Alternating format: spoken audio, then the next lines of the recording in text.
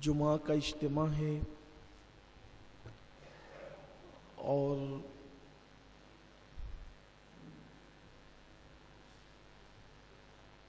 اسلامی نقطہ نظر سے یہ دن مومنوں کے لیے عید کا دن اور مغفرت کا دن ہے، اور سیدنا فاروق اعظم رضی اللہ تعالی عنہ نے اپنے زمانے میں دور خلافت میں عربی خطبے سے پہلے مقامی زبان میں وعظ و نصیحت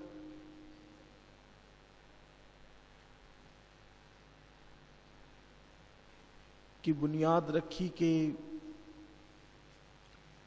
عربی خطبے سے پہلے مقامی زبان میں مسلمانوں سے امام جمعہ کوئی گفتگو کرے، خطاب کرے، ان کو نصیحت کرے اور اللہ کے دین سے قریب کرنے کی کوشش کرے۔ اس موقع پر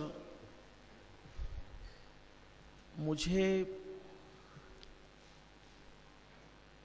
اللہ کے رسول صلی اللہ علیہ وآلہ وسلم کی وہ حدیث کریمہ یاد آ رہی ہے جو آقا کریم صلی اللہ علیہ وآلہ وسلم نے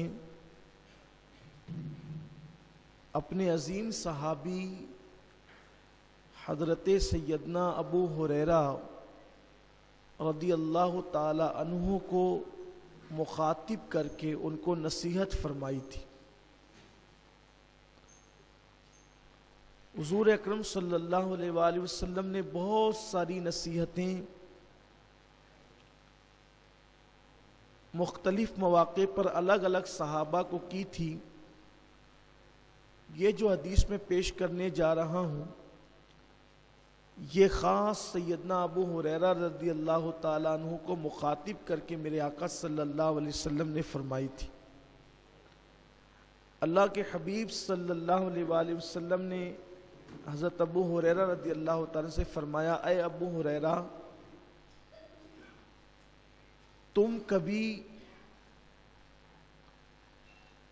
نماز جمعہ کو اور غسل جمعہ کو ترک مت کرنا۔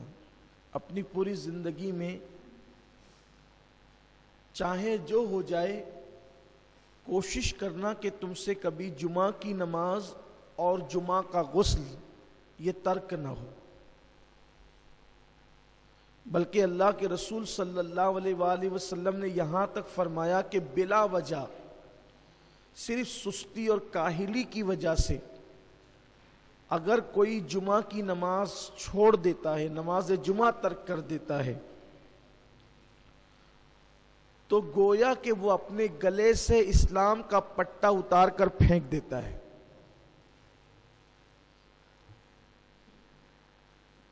اس لیے جمعہ کی نماز کبھی ترک نہیں کرنا۔ آج کل دیکھنے میں یہ آ رہا ہے کہ چھوٹی چھوٹی بیماریوں کی وجہ سے بھی لوگ نماز جمعہ چھوڑ دیتے ہیں۔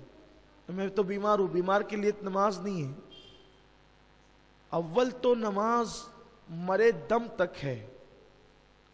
اگر ہم کھڑے ہو کر نماز نہیں پڑھ سکتے تو بیٹھ کے پڑھیں، بیٹھ کے نہیں پڑھ سکتے تو لیٹ کر پڑھیں۔ لیٹ کر بھی اگر ہمیں پڑھنے میں کوئی دقت ہے تو یہ جو آنکھ کی پلکیں ہیں اس کے اشارے سے پڑھیں۔ اسی لیے آپ دیکھیں کہ انسان کے جب سارے اعضاء ناکام ہو جاتے ہیں تو آخری تک کی آنکھ کی پلکیں کام کرتی ہے تاکہ آپ اس کے اشارے سے نماز پڑھ سکیں۔ چھوٹی چھوٹی چیزوں میں لوگ نماز جمعہ کو چھوڑ رہے ہیں، اور یہ چیز بھی بڑی بھیانک ہے کہ جمعہ کی نماز کے لیے مسلمانوں پر یہ لازم اور واجب ہے کہ جب اذان جمعہ ہو، اذا نودی للصلاة من یوم الجمعہ فاسعوا الی ذکر اللہ وذروا البیع، کہ جب تم اذان جمعہ سنو، تمہارے کانوں میں جمعہ کی اذان پہنچے تو اپنے کاروبار کو بند کر دو اور اللہ کے ذکر کے لیے مسجدوں کی طرف دوڑ پڑو۔ جمعہ کے دن حکم ہے کہ آپ جس مسجد سے جمعہ کی نماز پڑھنا چاہتے ہیں، جس مسجد میں پڑھنا چاہتے ہیں، اگر اس مسجد کی اذان کا وقت ہو جائے تو آپ کو اس وقت کاروبار چھوڑ دینا لازمی ہے۔ یہ جو خطبے تک لوگ آتے رہتے ہیں نا، یہ بدترین بدعت ہے۔ دور رسالت میں ایسا نہیں تھا، اور قرآن کا حکم یہی ہے کہ جب اذان جمعہ سنو سب چھوڑ کر کے مسجد کی طرف دوڑ پڑو اللہ کے ذکر کے لیے۔ تو سیدنا ابو ہریرہ رضی اللہ تعالیٰ عنہ سے میرے آقا صلی اللہ علیہ وسلم نے فرمایا کہ غسل جمعہ کبھی ترک نہیں کرنا اور نماز جمعہ کبھی ترک نہیں کرنا۔ لقمان حکیم نے بھی اپنے بیٹے کو کہا تھا کہ بیٹا کبھی جمعہ کا غسل نہیں چھوڑنا۔ یہاں تک روایتوں میں آیا کہ جو مسلسل غسل جمعہ کرتا ہے اللہ اسے 70 بیماریوں سے اور بلاؤں سے محفوظ فرماتا ہے۔ اور حدیث پاک میں یہ بھی آیا ہے کہ جمعہ کا جس نے احترام کیا، جس نے جمعہ کی تعظیم کی، اور شب جمعہ میں جس نے سنت مصطفیٰ کے مطابق وظیفہ زوجیت ادا کیا اور پھر اس نے غسل کیا اور خوشبو لگا کر وہ مسجد کی طرف چلا، تو ہر قطرے کے بدلے میں اللہ تعالیٰ اسے 1 سال کی عبادت کا ثواب عطا فرماتا ہے۔ اور جب وہ مسجد میں آیا اور لوگوں کی کاندھوں کو اس نے نہیں پھلانگا، حدیث پاک ہے کہ مسجد میں آیا لوگوں کے کاندھوں کو نہیں پھلانگا۔ لوگوں کے کاندھوں کو نہیں پھلانگے کا مطلب یہ ہے کہ لوگ بعد میں آتے ہیں اور آگے آگے گھسنے کی کوشش کرتے ہیں، یہ بھی منع کیا گیا ہے۔ بلکہ اللہ کے رسول صلی اللہ علیہ وآلہ وسلم نے سیدنا ابو ہریرہ سے ایک دن فرمایا، اے ابو ہریرہ کیا تم نے جمعہ کی نماز نہیں پڑھی؟ حضرت ابو ہریرہ نے عرض کی یا رسول اللہ میرے ماں باپ آپ پہ قربان، میں نے تو جمعہ آپ کی اقتدا میں آپ کے پیچھے پڑھا ہے۔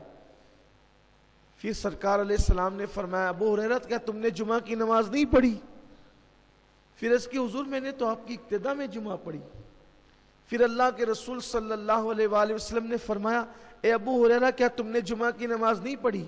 تو پھر ان کو احساس ہو گیا کہ یا رسول اللہ صلی اللہ علیہ وآلہ وسلم میں تو آپ کی اقتدا میں نے جمعہ پڑھی۔ تو سرکار نے فرمایا کہ تم بعد میں آئے تھے اور تم صفوں کو چیرتے ہوئے آگے آ رہے تھے، جو ایسا کرتا ہے گویا وہ جہنم کی آگ کو پھلانگتا ہے۔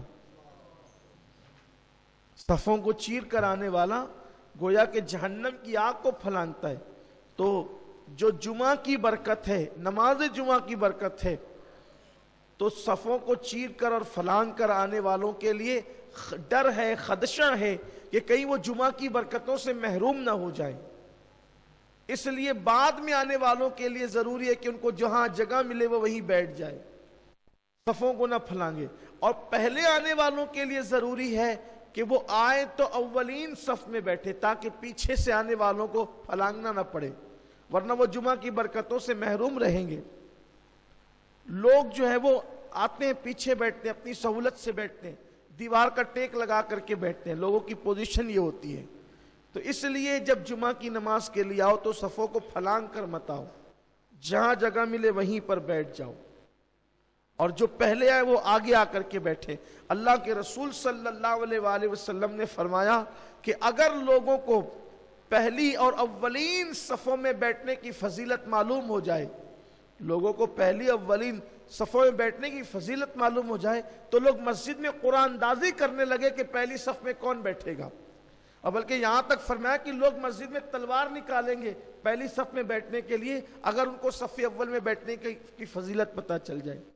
لیکن یہاں تو حال ایسا ہی ہے کہ لوگ مسجدوں کے اندر اپنی طرز پر آتے ہیں، اپنی طرز پر بیٹھتے ہیں۔ اولین بیٹھو، بلکہ جب خدا کی رحمت اترتی ہے نماز کے اندر، نماز با جماعت میں، تو پہلے وہ امام پر اترتی ہے۔ سب سے پہلے اللہ کی رحمت حالت نماز میں جو اترتی وہ امام پر اترتی ہے، پھر جو صف امام کے قریب ہوتی ہے اس پر اترتی، پھر جو اس صف سے قریب ہوتی ہے اس پر اترتی، پھر جو اس کے قریب ہوتی ہے اس پر اترتی، یعنی الگ ترتیب۔ اسی لیے صف اول میں نماز پڑھنا یا اولین صفوں میں نماز پڑھنا یہ بہت برکت کی چیز ہے۔